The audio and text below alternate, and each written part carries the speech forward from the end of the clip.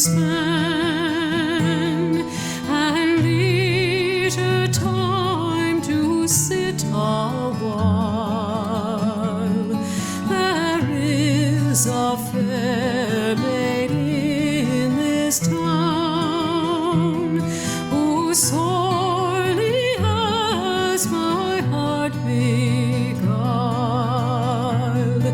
Her rosy cheeks and ruby lips alone she holds my heart in thrall.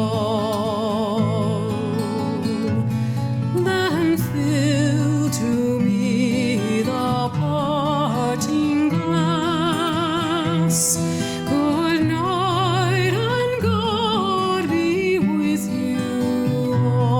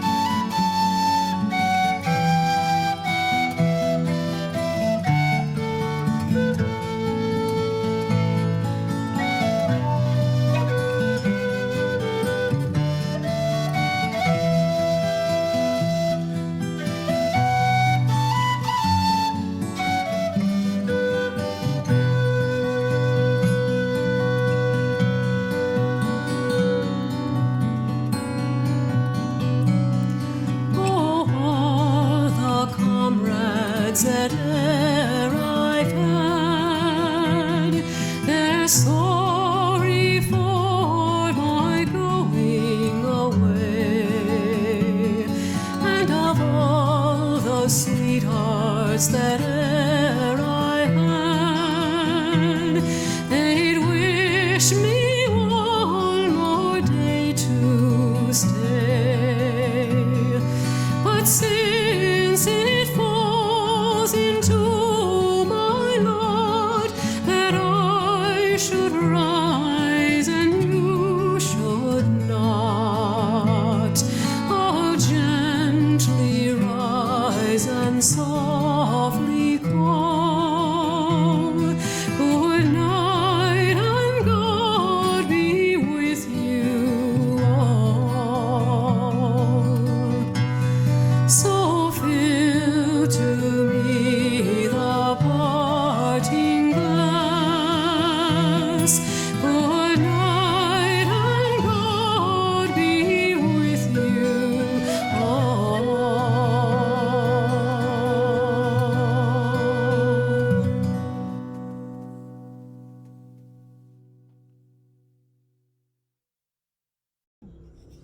Using vocal cords and producing.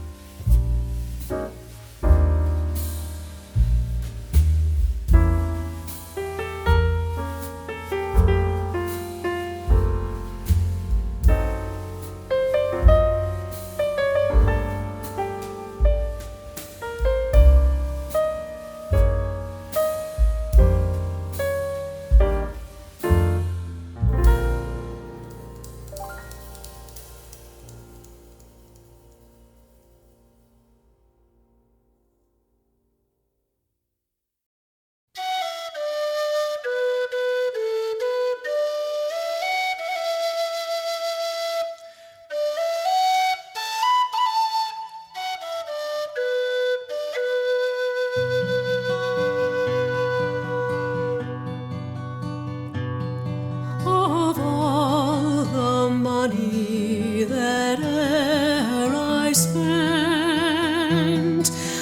spent it in good company, and of all the harm that e'er I've done, alas, it was to none but me. And all I've done for want of wit to memory I can't recall.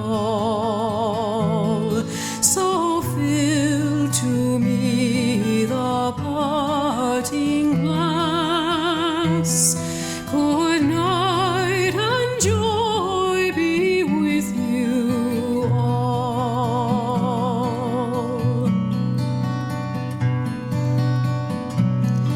If I had money enough to spend, and leisure time to sit a while, there is a fair maid in this town who sorely has my heart beguiled. Her rosy cheeks and ruby lips alone she holds my heart enthralled. Then fill to me the parting glass. Good night and God be with you all.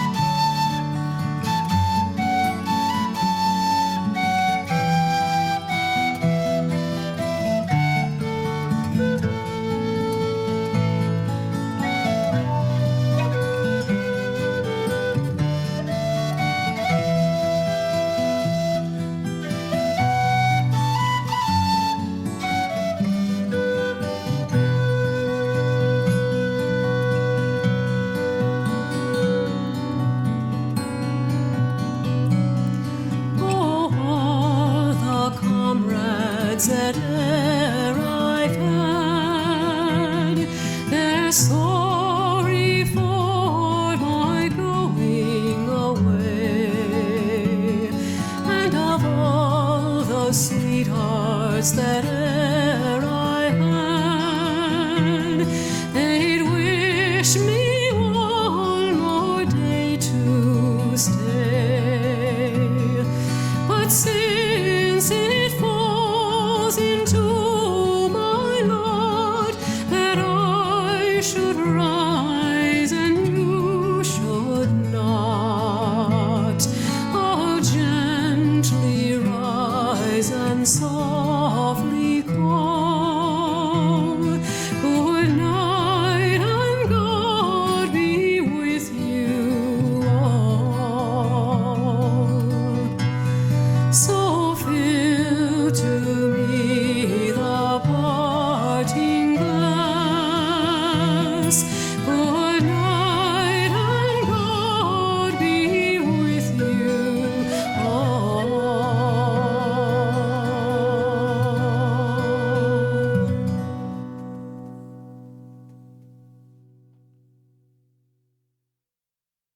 That brokenness. So, also with the Proverbs 15:15, the old days of the afflicted are evil, but he who is of a merry heart has a continual feast. So this is talking about when we have that joyful heart within ourselves, then we may not be eating anything. Because our heart's joyful, it's like we always are in the middle of the feast. Because our heart's not being afflicted by heart wounds, we're set free. We're able to just be free, from all the memories that's hurting us, re-hurting us, all those things.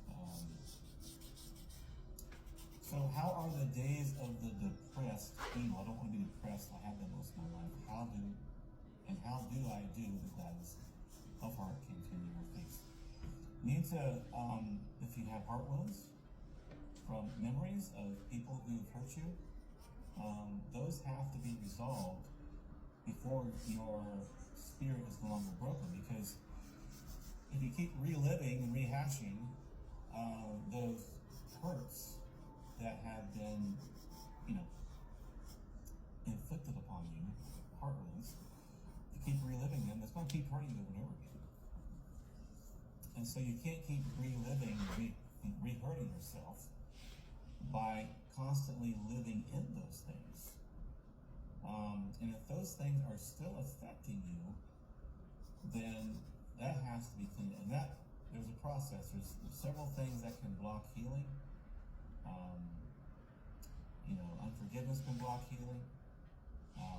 Not letting it go, holding grudges. Those things block healing. Judging, arrogance and pride can block. There's things that can block. And the 12-part study on health will walk you through those things. And hopefully, I know people who watched those studies on health and got free and got healed of physical ailments as a result of heart wounds. But a lot of it comes out of thankfulness.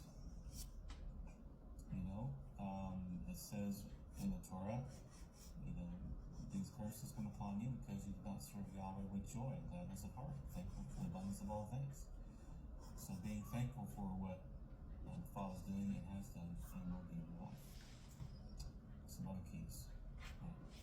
It would be a long afternoon if I went into all of them right now. Lawrence from UK says, hello, Brother Tom. Knowing Hebrew does give us an advantage in understanding the Holy Scriptures. If we seek the truth with all our hearts, our Father in heaven will open our understanding to His Word, regardless of our nationality and tongue. If Hebrew was the language for understanding, then all those who understand and speak Hebrew should have perfect understanding of prophecy and all of what Yahweh has said in the Holy Scriptures. Actually, it's not true. Because the great barrier to receiving truth is not the language barrier. The great barrier is the heart. You can know Hebrew backwards and forward, and if your heart is not in the right place, if it's not where it needs to be, all of knowing Hebrew is not going to do anything. There's people with PhDs in Hebrew who are not in a relationship with Him, and they just have a bunch of head knowledge. And so it does help when you're trying to seek truth. You seek Him. That we have access now. Most of us have it now. Access to tools to help us understand the language and understand what's being said. And that's where I pointed out Theological Word Book of the Old Testament, Brian Wilbur Briggs Lexicon, Strong's Lexicon, Holiday Lexicon, Justinian's Lexicon.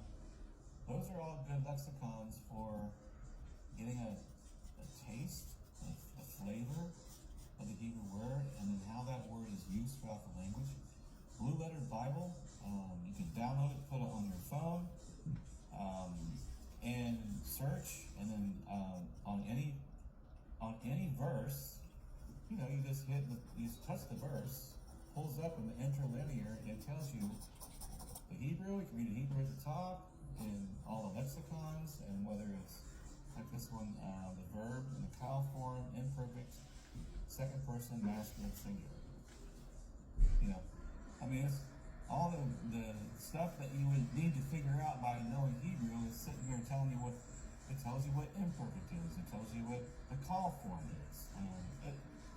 These tools we have, and anyone can download and put on their phone. give you an insight into the Hebrew that a non-Hebrew speaker can have some understanding of what is being said in that. But really incredible, the tools we have today. So, all right. Wow. Anonymous says, wondering if there are any small homes for sale around you. Actually, there was one I just saw that came up. It was on the Facebook somewhere. 2 or 3 bedrooms and 79,000. Pretty good price.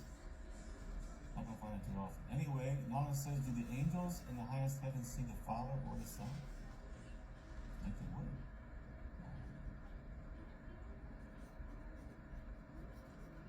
Alright, Lana says, try Roku channel. Still cannot find you there. Look up Eliah, Eliyah, live. I mean, when I type in Eliah in the search function, just do the search. My channel comes up right there. I don't know. If you type in Eliah live would help.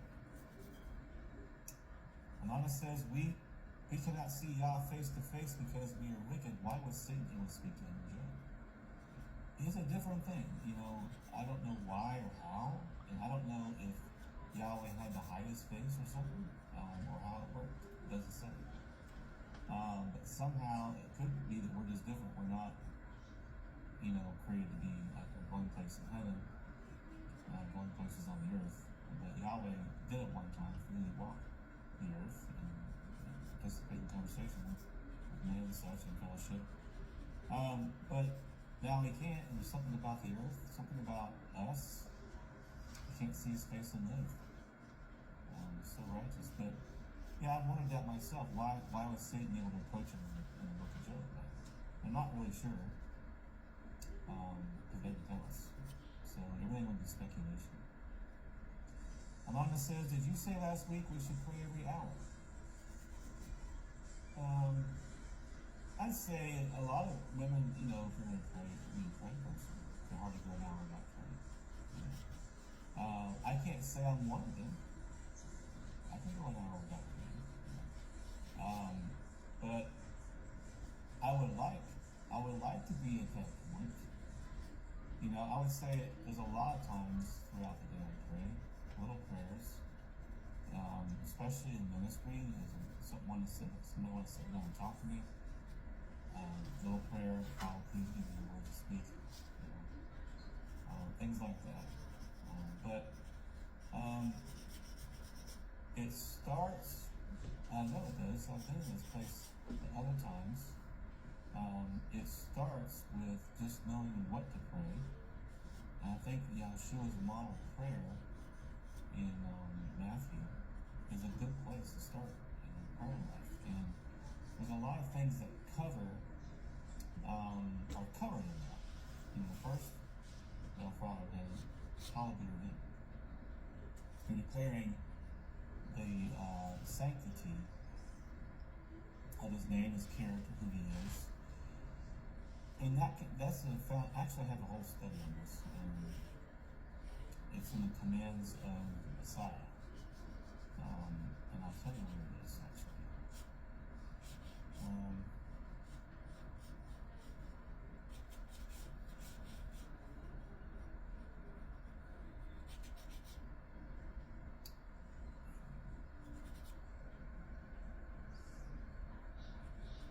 Part 5 is an entire video on Yahshua's prayer. So part 5 of the commands of the Messiah. If you go there, you'll see a full study on what I was getting ready to say. I don't want to, water it down now. So please do take the time to watch that video. Anonymous says, according to Scripture, the resurrection happens at the last trumpet, which is also the last day of this age. My question is, what is the instruction to believers from Yahweh during the 7 seals and first 6 trumpets in the book of Revelation? It looks like he's telling us to hang on. Just a little bit longer. Many men want to know the answer. How long will Yahweh? over and over again in the Psalms. How long? How long? How long? And so here we are in Revelation 6. How long? How long? Oh yeah, well, holy and true. What are we supposed to be doing? We're supposed to be doing what we always do. Living our life as a believer, proclaiming His word to others who will hear, giving, loving, serving, all these things. But that's, a little glimpse into what those who have been slain are saying. I don't quite understand why or how that works, but if they're saying it, we're going to be saying it too. Right? We're going to have to be remaining faithful. And I'll tell you that. But this is what I believe, that I will be given understanding of what I'm supposed to do and what I'm supposed to do as events unfold. If I'm only walking with Him today, He's leading my life, and I've had many, thankfully, many signs to show He's definitely leading me in my life, that He'll do the same. He'll do the same as tribulation becomes heavier and heavier, if that happens to happen in my life. So, He'll continue to lead my life. I'll know exactly what I'm supposed to do, and I'll know exactly what scriptures were being fulfilled and when they're being fulfilled. Even as the apostles didn't know things like, the voice was heard of Mama Rachel weeping for her children was, Bethlehem, 2-year-olds and younger were all being killed. They couldn't have known that. And so a lot of the things in relation to this thing we cannot know until they actually happen. And then they remembered, Yahshua has said, and that's how it'll be for a lot of this separation. Then we'll remember the book of Revelation said, and then we'll look through there and say, okay, I can see that. I can see where we are. So where we are right now, Israel's back in the land. That's being set up for Zechariah 14. The nations are starting to hate Israel more and more. That's setting up for Zechariah 14. A lot of these things are set up for what Scripture says will happen. Globalism. See what happens. We see a lot of globalism in the book of Revelation. So, Lama says, are false mighty